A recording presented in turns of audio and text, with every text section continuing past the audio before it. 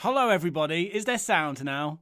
So the fun thing is there that I was just doing an exciting, riveting, very witty yet informative introduction where I was guaranteeing that coming up we will have the usual technical difficulties. Little did I know that during that very sentence, that warning that I was delivering, I was actually living up to what I was essentially predicting. So thank you for pointing that out in the chat. So coming up, we will have more, I'm sure, of the usual technical difficulties, my rambling as well when the sound works, hopefully some of your comments in the chat also.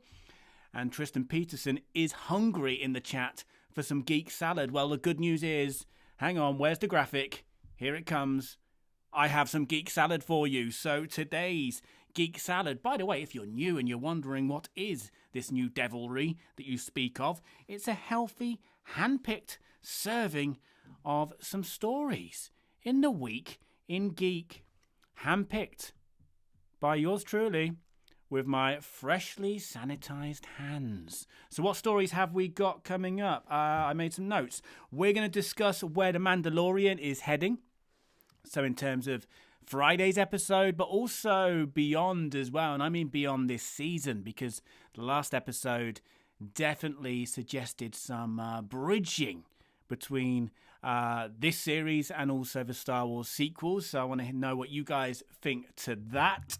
Also, Stranger Things Season 4 cast news as well. Some interesting castings have been announced by the official Stranger Things Instagram page. But first, Batman. Where's my graphic? Here's my Batman graphic. Batman, bad Batman, bad man. George Clooney. Who I'm not saying is personally as a bad man, by the way. He's sort of said it himself in regards to being a bad Batman. George Clooney has backed the popular opinion that he is the worst Batman, and this is his quote. These are the words of George Clooney.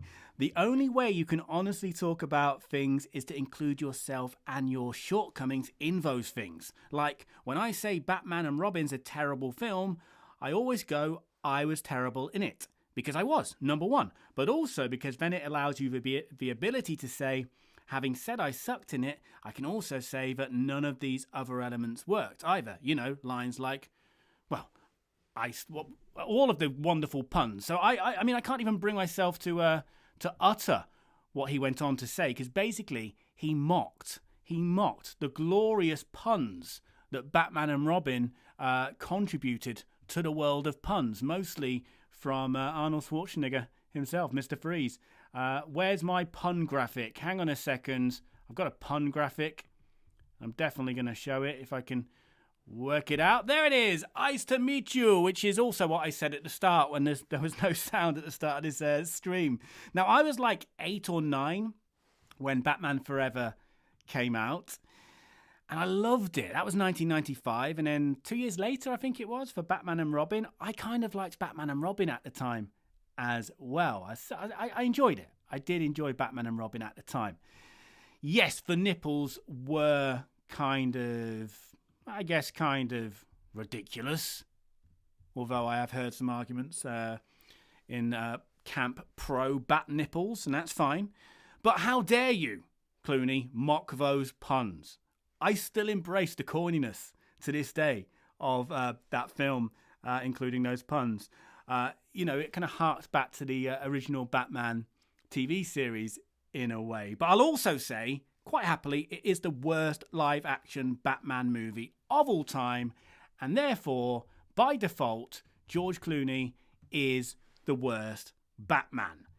But it was quite interesting in this article. It was sort of, I mean, I don't think anybody can defend him as such, but it was sort of saying in this article on MovieWeb how much of a hard time he had compared to other Batmans. The suit, there was a lot of problems with the suit, so it was basically the neck you couldn't move. So whenever it was in the script that he had to look sideways, it could only look awkward. But, there were a lot of problems with that film. George Clooney wasn't the only problem with it. Bad script, just a fairly bad film. However, I saw it quite recently, and then I sort of enjoyed it in a weird way. But was he the worst Batman for you? And who's your favourite Batman? So let me know in the chat, and I will come over to the chat once we've got through our next story, which is Stranger Things 4. So we have had some cast announcements just the other day on the Stranger Things Instagram account. Now, Stranger Things 4 was out of production, like so many productions, for I think about 6 months. So there is no release date as to when we can expect to see it. But they are back in production now, and they're sort of ramping up the hype factor, I guess, over on the Instagram account. And there was that teaser a long time ago, which was an interesting one regarding the fate of Hopper. Because obviously, after Stranger Things 3, there was a lot of speculation about whether Hopper survived or not. And they could have kept that going, but I guess maybe they just didn't want to keep it going and all of the potential leaks that involves. So they featured him in that teaser many months back, didn't they? So Hopper lives. But also who we'll be seeing in Stranger Things 4 is Freddy Krueger himself, Robert Englund, a.k.a. Victor Creel. I don't know if you can see this on the... Yeah, you should be able to see it on the screen grab. He's playing a disturbed and intimidating man who is imprisoned in a psychiatric hospital.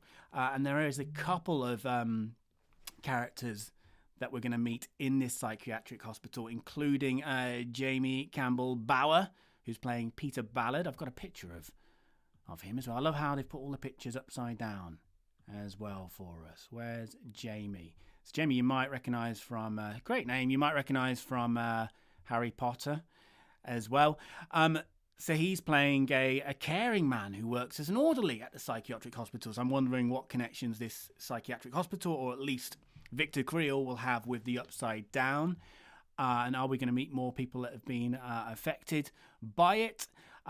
Other names as well. Eduardo Franco, who's playing Argyle, who is Jonathan's new best friend. Sherman Augustus. These are the actor names I'm reading out now. I'll leave the character names, but go over to the Stranger Things Instagram page if you want to know more. Mason's Die. I'm terrible with pronunciations at the best of times, let alone when I'm sitting in a freezing cold shed trying to be warm and full of life and conversation. Tom Walschiachia. I've definitely messed that one up. Nicola Jericho. And Joseph Quinn. That was easier for me. Now, Joseph Quinn, a.k.a. Eddie Munson, of the Hawkins High official Dungeons and Dragons Club, the Hellfire Club, which I believe Dustin is a member of.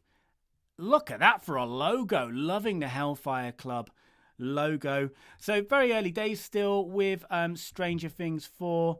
But I do love Stranger Things, and I'm looking forward to seeing some more details and hopefully some more teasers soon from them. I also saw they're filming out in Albuquerque. You may have seen my my location video for Stranger Things, which was all around and about Atlanta, Georgia, USA. But they're doing the majority of their shoots over in Albuquerque, New Mexico. So I don't know how much of that is down to just tax breaks using the studio there, or how much of that is down to the new locations we're going to see, because obviously there was a separation of the gang, wasn't there, at the end of Stranger Things 3. So they were my favourite stories of the week. There were bigger stories, but everybody else is doing videos about those, so I try and pick out some things that I think are kind of fun and also kind of interesting. So let's take a look at the comments so far. I've seen bat nipples mentioned a few times. Right. Hello there, Sanely Red.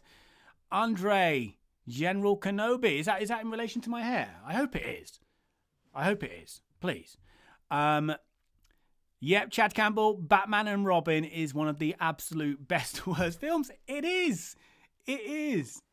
Not just the best worst Batman film, it is just one of the absolute, to use the words of Chad Campbell, best worst films in general, period. Let's see what other people think. Curtis says, it's okay if you're a kid, but I grew up with Keaton. Best Batman still. You know what? Obviously completely different in so many ways, those Tim Burton Batman films to Schumacher. But Yeah, I do like Michael Keaton as a Batman. And wasn't there a story recently that he might be donning the outfit again? In some sort of spin-off sort of way? Let me know in the comments if you know more about that than I clearly don't. Yeah, I mean, I suppose, therefore, I was pretty young when Batman and Batman Returns came out. So being 8 or 9 when Batman Forever came out, I was in. I liked Val Kilmer as well. I'm not ashamed to say that. Will Arnett is best Batman from Tristan Peterson. Simon Drake's in their house. Joel Schumacher apologised for Batman and Robin 2, but he also found the whole thing a bit tongue in cheek. Bale's growling voice in The Dark Knight gets more corny as it gets more serious. Yeah, I think once the growling voice was a bit grating to begin with, but I think once you sort of acclimatise your ears to the growliness of that voice, I am probably going to rank Christian Bale as my number one Batman. I just don't think the Dark Knight trilogy can be topped. It's like the Lord of the Rings trilogy. Remake it, reboot it, do whatever you're doing on Amazon. You're never going to top that trilogy. It's just perfection. Yep. David Milano, best Batman will always be Kevin Conroy for live action. Oh, no, sorry. For live action, though, yeah, that makes more sense. You have to give it to Michael Keaton. So we've had 2 votes for Michael Keaton in the best Batman competition that I'm just starting now. And you were 9 when the movie came out, and it blew your mind, David. I assume you mean Batman. They're the original Tim Burton Batman. Nikolaki grew up with Adam West, who I thought was great, but my fave is Kevin Conroy from the animated series. So yeah, we've had a shout for the animated series there. What 80s film haven't they milked in Stranger Things? That's from Simon Drake. Not sure there's many left that they haven't. Will we see a Big Trouble in Little China setting or time travel phone box plot lines in Series 4? Yeah, who knows? I mean, what am I right in saying it was 1985 for Stranger Things 3? So I wonder how much of a time jump there's going to be. Because also don't forget the actors. I was going to say the kids. They're not kids anymore, are they? They're growing up. They grow up so fast these days. But they are, and obviously this has been delayed, this production. And those kids are growing. In the 6 months that have been wasted on set, those kids have still been grown. They've still been living some kind of life. David Milano, regarding Bale, he had a nasal bat voice, which is weird, like he's got a cold. I think he did have a constant cold throughout that entire trilogy, yeah, but I got used to it, and I don't have a problem with it personally. Andre Batfleck is my favourite. Irish Tom. We all know Batfleck. So Batfleck again. I think we've got 2 votes for Batfleck. Or at least you're saying in the suit in Batman v Superman, he was perfect. So I think we've got 2 votes for Batfleck and 2 votes for Michael Keaton. We've had a few mentions. We've had a few mentions away from animated series. Anyway, we're talking live action mostly here. We've had a few mentions of Christian Bale, but they've mostly been whinging about his voice. Hey! The sergeant is in the house. Okay, so I think the sergeant, and the sergeant knows best, is on the side of Bale for best Batman, just like Heath Ledger will always be the best Joker. Yeah, I'm torn between Heath Ledger's Joker and Jack Nicholson's Joker. I know they're 2 very, very different Jokers, but I am torn between the 2 if I was to pick a favourite. That's kind of entering sort of favourite band, favourite album territory. Don't ask me either of those questions, please. You can't answer those questions. Aaron, yeah, you know what? I was going to wear the jacket exclusively for you. I did think about you in advance of making my my wardrobe decisions for this stream, but I'm in a shed. I think I definitely mentioned this quite a lot. I'm in a cold shed, and I needed something a little bit warmer tonight because the temperature compared to last week has dipped a bit. Right. let's do a few more comments on which seems to be mostly Batman related. Not a lot on Stranger Things, but not a lot of discussion really with Stranger Things. You know, we're just feeding on the scraps of information that we can find out there. Chad Campbell is talking about Batfleck now. He's saying Batfleck was great, but I'm not sure I've seen enough of him to give him the title. Yeah, we are going to see a bit more of him, aren't we, next year? But then all eyes will be moving on to Mr. Robert Pattinson. I think we've had the most votes for Ben Affleck, for Batfleck, because Tristan Peterson's... I don't think, Tristan, did you say Batfleck earlier? Is this a third vote, or are we still on 2 votes? I'm losing track of the votes. Can somebody tally them up in the chat and let me know, because I'm not good with numbers. I'm doing multitasking here right now. I'm operating technology, I'm breathing, I'm talking, I'm reading. It's too much for a mere human man, which I am. Keaton for the win we've had as well from Curtis. Oh, yes, you did. You said Will Arnett earlier, Tristan. We haven't had any Cesar Romero Joker love or Mark Hamill Joker love. I guess we're going with live action. So Hamill, as great as he is, maybe wouldn't get the nod there. But let's just deal with Batman right now. I can only handle one, competition at a time, as I previously mentioned. Multitasking and talking tonight, it seems, as well. Struggling to get these words out. I'm blaming the cold. Did I mention I'm in a cold shed? Right. If anyone can let me know who's got the most votes without cheating for your favourite, that would be great to put this to bed. Chad Campbell's delivered the goods. Chad Campbell in the chat says, added them up. Everyone says Batman is the best Batman. So there we go. Job done. Thank you, Chad Campbell. Tristan Peterson, have you enjoyed the Lego Holiday Special? I haven't enjoyed it because I haven't seen it yet. So I will have to reserve judgment on that for now. Have you seen it, Tristan? Did you enjoy it? Has anybody else in the chat seen the Lego Holiday Special yet, which is on Disney+? Speaking of which, The Mandalorian, so we're just a few days away from the next chapter. Just in case you're wondering and can't see the chat, maybe you're watching the replay, Tristan Peterson did love the Lego Holiday Special. So, Friday, what we thinking? I've seen tweets suggesting that there's some leaks out there. Now, I don't know how deep these leaks are. I've seen the title has been leaked, and this isn't really a spoiler because we all knew this was going to happen. But assuming it's true, I believe this leak has said that the title of the chapter is The Jedi. Now, I don't think that needed a spoiler alert or anything. I'm sorry if I have offended somebody, but we all knew that was going to happen. I don't know if the leaks have gone beyond that. I keep my distance, basically, which is not an easy thing to do, is it, on Twitter? So it looks like we are going to meet Ahsoka in live action on Friday. How far do you think that's going to go? Because, I don't think we're going to get much Ahsoka in this series.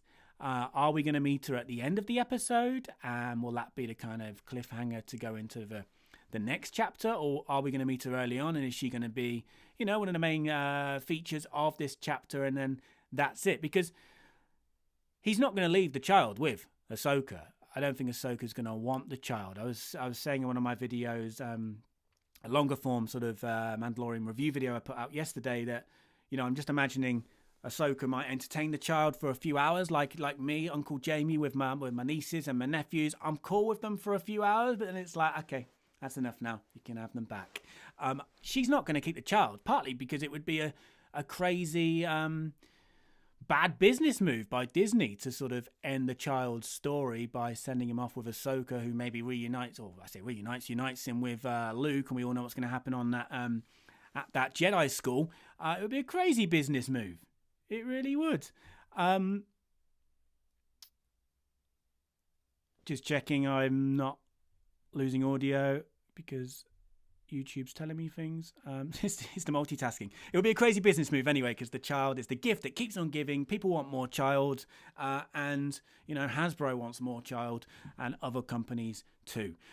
So I'm wondering what people are thinking about that, but also beyond that, just for the next 10 minutes or so, because I'm trying to do a shorter stream to I'm just experimenting basically.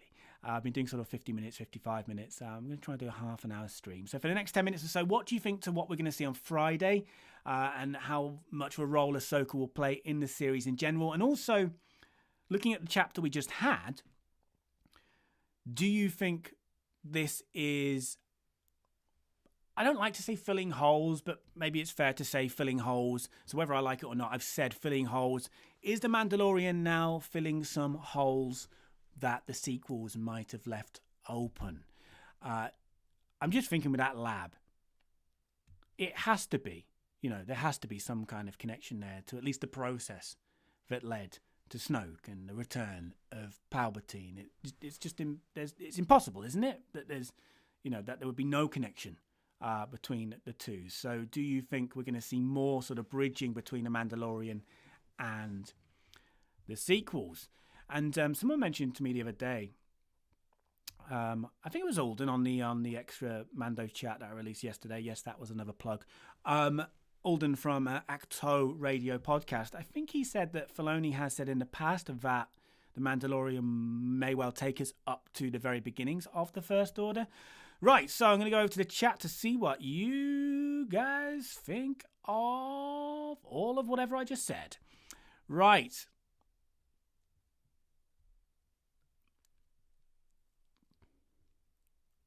Will Motion, Poe insult... Well, this is off topic, but I'll take it anyway. Poe insults Max Rebo, can never forgive him for that.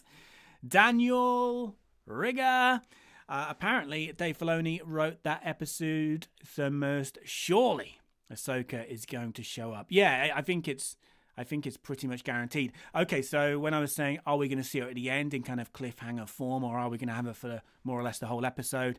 If Filoni wrote that episode, then we're probably going to get, the most meat out of her, aren't we? There's probably a better way of saying what I just said, but perhaps this will be her episode, her main episode. Andre, yeah, I think it's going to be a one-episode appearance for Ahsoka in the series. And then is this a platform for her to have her own spin-off live-action series, perhaps? Curtis is thinking not a lot of Ahsoka screen time could be what we're in for.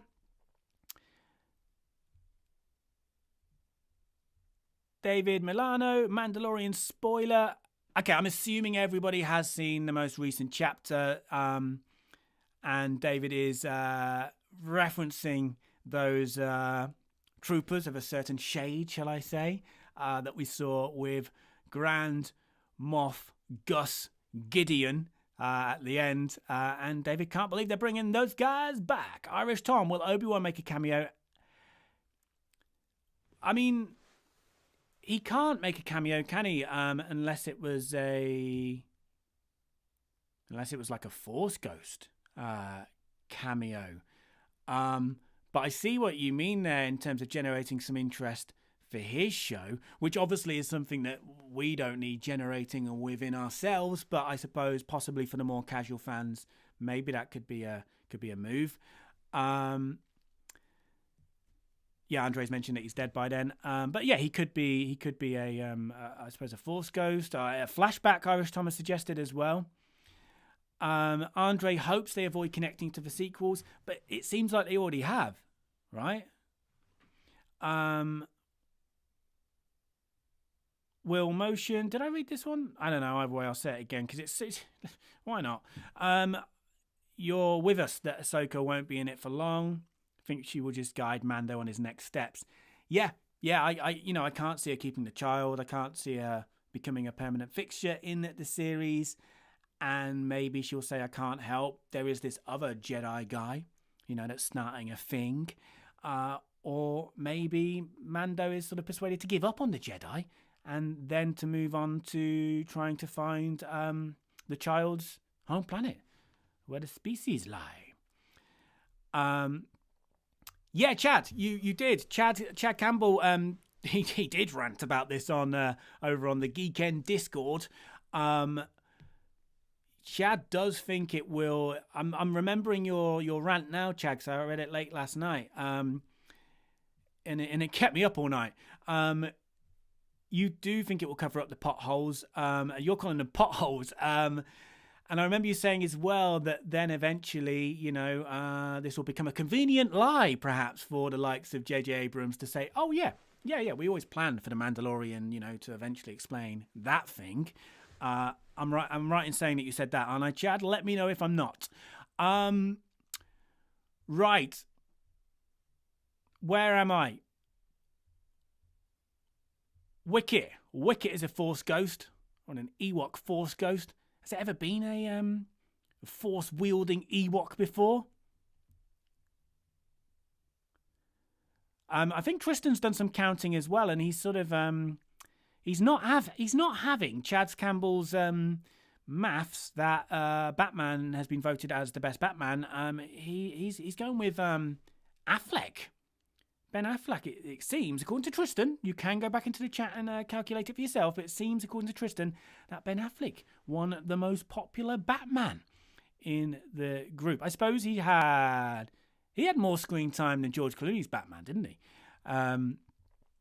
Michael Sharkey is in the house. Michael doesn't want hard explanations for the holes of the sequel trilogy, but some connective glue would be very welcome. Yeah, I'm cool with that. I'm cool with sort of subtle references, subtle, filler, if you like, of the holes. I'm beyond branding any Mandalorian episode as filler now. I'm getting it. But yeah, I'd be up with some subtle connections, but I'm with you. Because also there is the danger as well that the more connections to other aspects of Star Wars we know, the more connections to that in terms of characters and even other storylines, the more danger, and this has been talked about before, of the Mandalorian himself being overshadowed a bit. The last chapter we had was the first time really that we'd had a good third of the episode, maybe even half, without, Din on screen. And I loved that episode, but at the same time, I was a bit like, oh, where's the child? I'm worried about him. Is he okay? I'm invested in these new characters now. So, yeah. Chad Campbell. Chad having a rant, Campbell. JJ and the producers avoided talking about episode 9's critical failure, so they can say, eventually, we had planned this the entire time. Yeah, all JJ I remember was saying in interviews, and he was saying this, just before it came out, before even the early critics had seen the film. He was, I don't know, he obviously knew this was going to be a film that was going to divide people, and this is following The Last Jedi, of course, because I remember him saying, look, some people are going to love this film, some people are going to hate this film, and I guess that's exactly what happened. So perhaps he'll then eventually to the haters say, yeah, so now this all makes sense, all right? Who knows? Daniel Rigger is curious to see Ahsoka's reaction to the child, given that she knows Yoda. Yeah, because, it's obviously Force users are a rarity, but also this species a rarity, right? So she knows the Jedi and she knows the species, so that would be quite interesting, with Din, who knows nothing, the Jon Snow of the Mandalorian.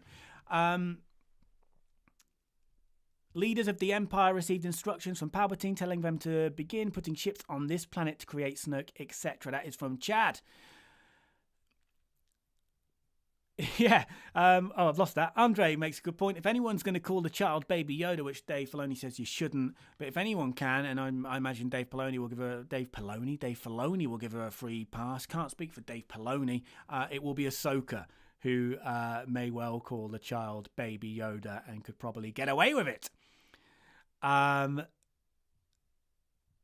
There's some agreement with Chad there. I agree with Chad as well. I said so last night, and I'm saying so again. I think it could well be a convenient cover-up, lie, whatever you want to call it, further down the line.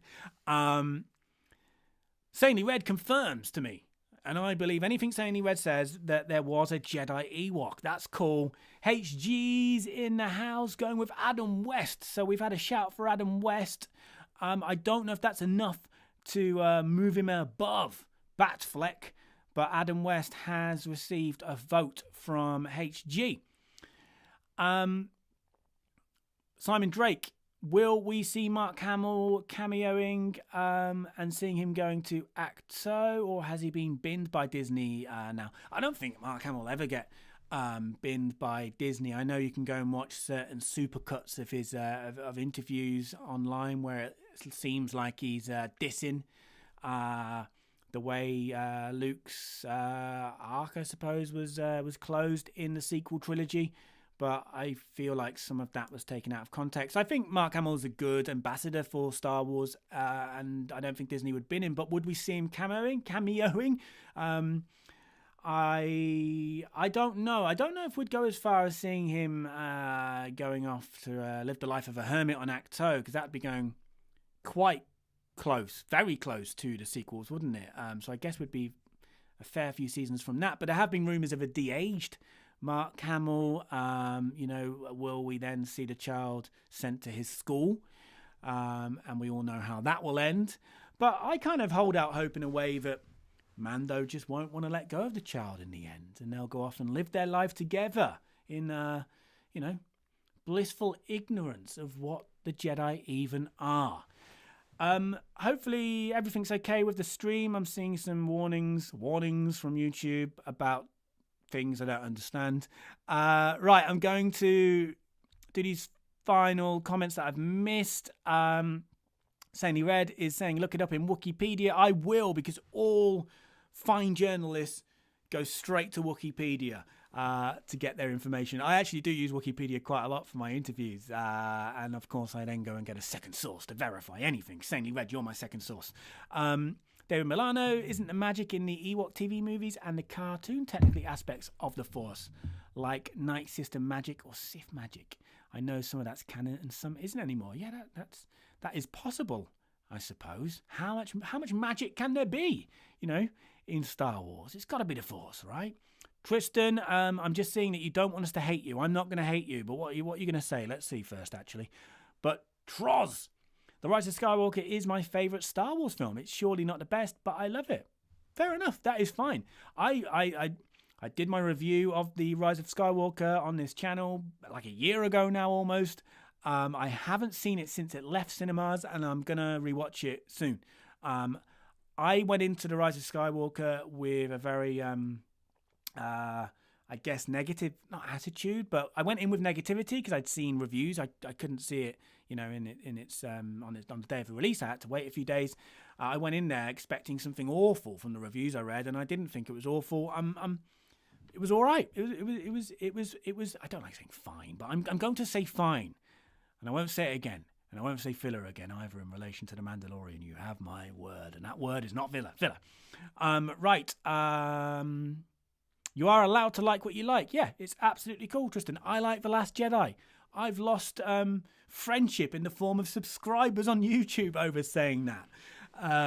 It's fine. If you like something, you like it. And that's cool. Nobody should attack you for that. And the opposite, if you don't like something, you shouldn't be attacked for not liking something. If I've missed any of your comments from earlier, stick it in again if you don't mind. Just copy and paste. But what I can see in front of me now is Chad Campbell on Mark Hamill. As long as he keeps getting those royalties, Mark Hamill will always keep in touch with Disney. Yeah, those two, they're like that, Aaron Young is hoping to see Rex in The Mandalorian, I presume. Chad Campbell wants to see Rex as well, but he would rather see Rex from Toy Story. Harrison Ford gave a better, more emotional performance in Troz in 1 minute than he did in The Force Awakens. That's from Simon Drake. Yeah, possibly because he only had to turn up for 1 day shoot, probably. So was therefore less narky, if you like. But no, that was such a surprise, that scene between Han and Ben. And yeah, very powerful and emotional as well. Will Baby Yoda, the child, ever talk? Asks Tristan Peterson. I don't know. I'm not Star Wars Explained, but I think he will. Not in this season. We've seen teeth, haven't we? He's formed teeth in this season, so I reckon next season we're going to get some chat out of the child. And Nikolaki agrees as well. Right. I think the stream is working. It looked like it froze my end. Lash D, hello Lash D. And will he talk like Yoda? Will he even speak English? You know, did Yoda learn English when he moved to Coruscant? Who knows? Simon Drake thinks Harrison did that scene for Carrie Fisher, as she was rumoured to be the one in that scene, you know, to pull Ben back. Yeah, that's definitely, I would imagine, a contributing factor. Right then, so my famous last words of doing a 30-minute stream, it was never going to happen, was it? I think we've been going for about 40 minutes now. I wanted to say as well that something big happened to this channel just the other day. For the first time in like a year, this channel moved away from the 14,000 subscriber mark on YouTube. Been on 14,000 subscribers for like a year. Never moves. But now I'm on 13,000 people. It's gone down. And this is something, there's a positive to this. This is something I was kind of expecting with changing the name, the branding, you know, and this is a work in progress. You know, at the moment it's very Mandalorian heavy because it's obviously in the moment. And I'm a one-man band, but I have lots of ideas that are sort of I'm working on at the same time, spinning plates and mostly dropping them because it's multitasking, as I've mentioned. We don't need to go into that again. But the positive is, in some ways, I'm kind of pleased that people are going because, you know, you do get people that subscribe and are inactive, I believe they say. You know, they don't actually watch your videos. So in some ways, they literally are just a number. But what is positive, what I'm really pleased about is, according to the YouTube analytics, there's a lot of numbers. And from what I think I can see in the numbers is that the percentage of subscribers watching my videos has basically doubled in the last month. So I remember previously it was around 20% of the views on my videos were coming from subscribers. Now, part of that is because YouTube doesn't always tell subscribers when you've uploaded, or if you haven't rung the notification bell or whatever. But now it's like 43%. So whilst I'm losing subscribers, and the whole point of this is to grow the channel, I actually see a positive in this because, you know, clearly the people who are going to watch my videos and want to be part of this channel are now more engaged than before. Apparently, it would seem. And I know there's many of you that have always been engaged and always are and always do pop up in the comments, etc. So yeah, I want to say thank you. Thank you to everybody in their own different ways who are contributing to the rebirth of this channel. It's very early days. You know, the Patreon's been up for 1 month and there's like 19 people over there. So this is my moment to say thank you to all patrons. The ones you're seeing on your screen, thank you to you as well. That's the geeky... no, hang on. Is it the Geeky Minders tiers? I should know this, shouldn't I? And the Geek Age Fan Club tiers where you get your name credited on screen. Michael Sharkey is in the chat, as is Lash D. But no, thank you to all patrons. But thank you to everybody because there's so many different ways that you can help the channel grow, you know, watching and engaging and all of that. And it does seem, whilst I'm losing subscribers, at the same time, we're all getting a bit more engaged, which is great. So yeah, thank you basically, and I've added almost a pointless 10 minutes there to the stream, but honestly, thank you very much. And these are humble numbers, I know. So this percentage, you know, is from a humble number. Like I think I'm averaging sort of 400 views per video these days, but still, I'm happy with 40% of those views coming from subscribers, you know, who care, people who care. Right, let's just do some final comments, chats, and then I shall bid you farewell. Daniel, I've said your name right all night. I'm not going to blow it now. Daniel Rigger. I hope we see more of the child helping Mando, like him fixing the ship. That was beautiful. I was so invested in that. And it also gave me kind of like original trilogy feels. I got that a few times in the last chapter, you know, at the base as well with the stormtroopers near the generator thing, the reactor. But with Han shouting at Chewie, you know, no, that one goes there, this one goes here. Yeah, I love that fix ship. partnership set piece. Imagine a little more grown-up Baby Yoda. Don't say Baby Yoda. Helping around the ship, kind of like a small Chewie. There we go. Curtis, soon you will have a new channel, one far larger and more powerful. Yeah, man. Yeah. I don't know about the people unsubscribing because I kept my name purposely in the name, just so you know there was that familiarity. I am not the Geeknd. I will not be rapping anytime soon, although I'll never rule it out. But I suppose sometimes if you've subscribed off the back of a Breaking Bad video and you see a Star Wars video, you might, if you don't like Star Wars, you might unsubscribe, and that's cool. Bottom line is, this channel will always be very heavy on the Star Wars side, but I will also do other subjects as well, like Batman and Stranger Things tonight. Derek, in bad taste, Jane Flakes, the rebirth. It's giving you that kind of vibe. Will Motion, enjoyed this stream, Jamie. Cheers. Love this channel. Always sharing it around. Thank you. Thank you, mate. Thank you. And thank you, Michael Sharkey, as well. And thank you, Tristan Peterson. Thank you, everyone who's joined tonight. Are there any final comments, final chats? Because now I've gone to 42 minutes. It doesn't really matter if I do a couple more minutes because I've basically ended up doing what I said I wouldn't do. We're here now. We've reached that promised land, or that forbidden land. Lash D, nice to finally be here on the live stream. Yeah, you've missed it live, haven't you, the last few weeks? And I haven't held that against you. Actually, I did. But now you've made up for it because you're here, live, at last. Philip Hawkins, a very late Batman comic. Batman and Robin is the worst Batman film, but George Clooney isn't. Oh, comment, you meant to say. I was confused, but I went with a very late Batman comment. Batman and Robin is the worst Batman film, but George Clooney isn't the worst Batman. Who's the worst Batman then? Philip Hawkins. If you like Doctor Who, by the way. I thought we had a Dalek comment. It was a Derek comment earlier. Then Philip does lots of Doctor Who content on his YouTube channel.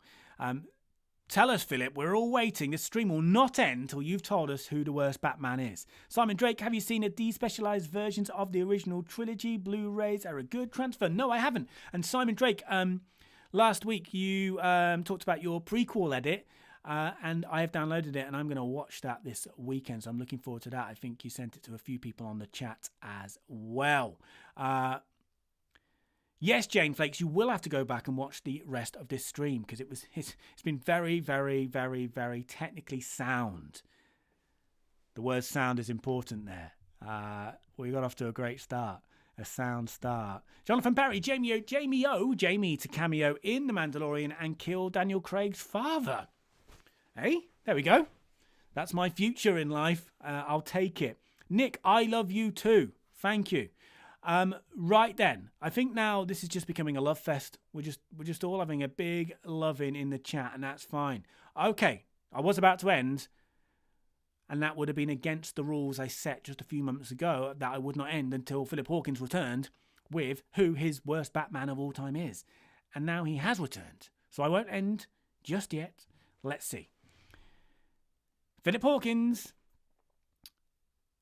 worst Batman is Val Kilmer. And he gives some detail. Just no expression, so wooden. That's fair enough. I liked Batman Forever, but, you know, it came out, as I said earlier, like 8-9 years old or whatever. I loved that film. But at the same time, you know, I like the campness of it, and I enjoy the corniness of Mr. Freeze in Batman and Robin. Can we have one more little look at the... Where is it? Where's my pun? Yeah!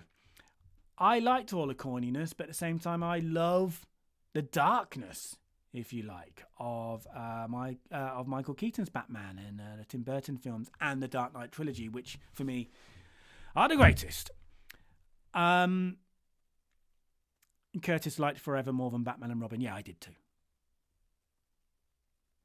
Jane Flakes was never keen on Batman, but did do something very rude during the Dark Knight. You did something very rude during the Dark Knight. Is that what you're saying, Jane Flakes? I hope not. I hope you did not muddy the glory and the godlike cinematic experience that is the Dark Knight trilogy. Right. I think that's possibly it for this stream. thank you again to absolutely everybody, everyone, including my mum. Yeah, why not? She won't be watching. She might be watching because she knows I'm doing this, and I don't normally tell people what I'm up to in life, but she knows.